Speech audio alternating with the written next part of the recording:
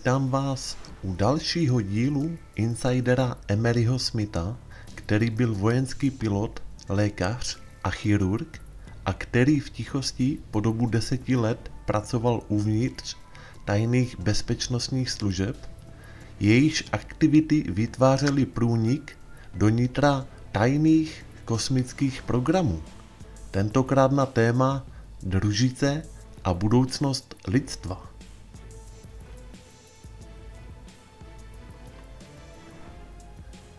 Emery říká: všechno začalo používáním družic. Astronauti se z oběžné dráhy dívali do oceánů a viděli v nich havarované staré vraky, o nichž věděli, že obsahují spoustu zlata.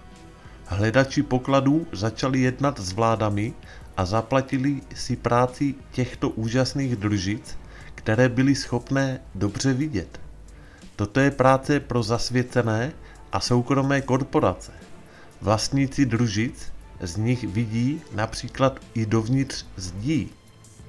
Vyvinuli speciální radar, nízkofrekvenční vlnové zařízení, poskytující volumetrický obrázek. Jsou asi 400krát výkonnější než CT skan.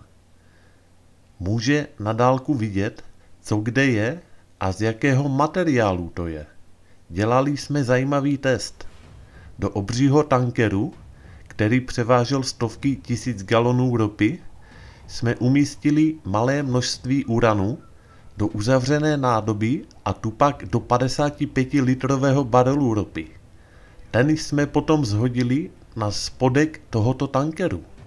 Nebylo vůbec žádným problémem přesně zjistit, kde se tato nádoba nachází a co v ní je uloženo. Taková pozorování jsou neuvěřitelně detailní. Díky tomuto satelitnímu přístroji mohu zodpovědně potvrdit, že uvnitř Země existuje civilizace s vlastní atmosférou, osvětlením a zásobami vody. Rozptylující nízkofrekvenční radar ukázal obří i malé prázdné krychlové místnosti, které byly dokonale vyřezané. Velikost těchto místností můžeme změřit na milimetr a byly vyřezány jako dokonalé krychle. Tady se bavíme o hloubce od 300 metrů až do 1 kilometru.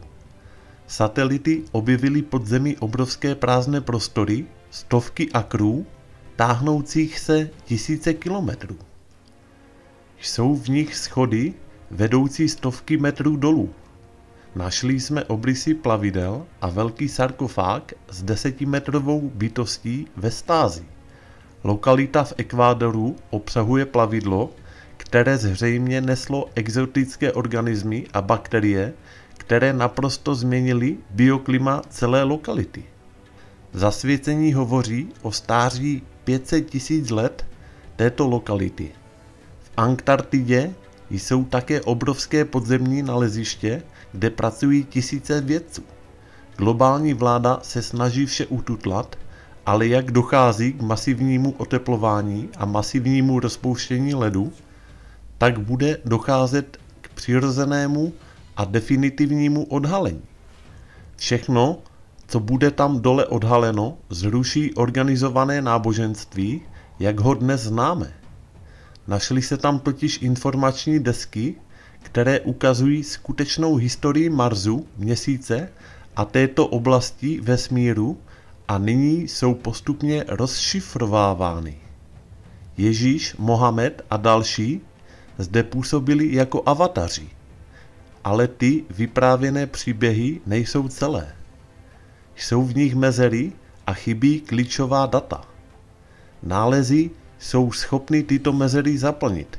Jsou zde také instrukce, jak číst v naší DNA, jak stavět hvězdné brány, jak otevírat portály.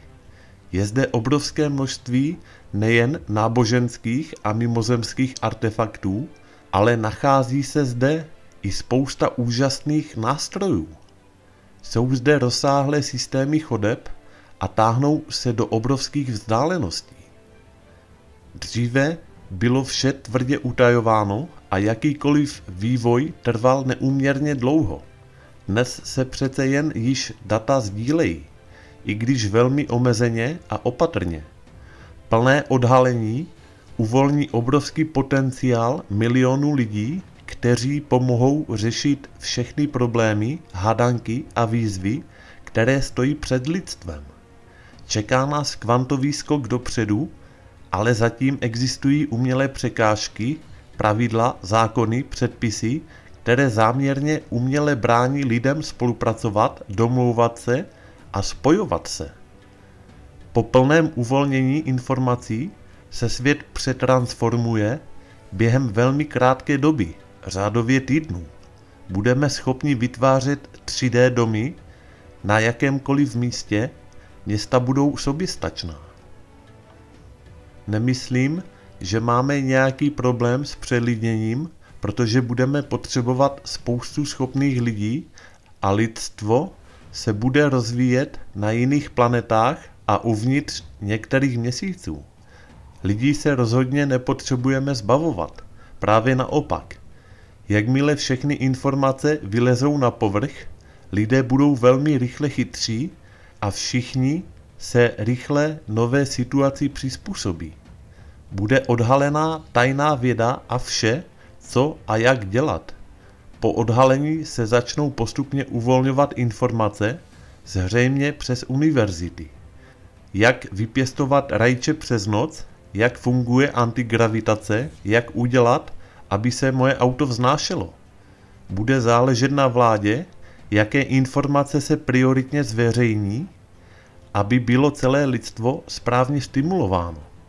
Také budou uvolněny technologie, jak se rychle učit, jak se o sebe lépe postarat a spousta každodenních záležitostí v životě bude mnohem jednodušší.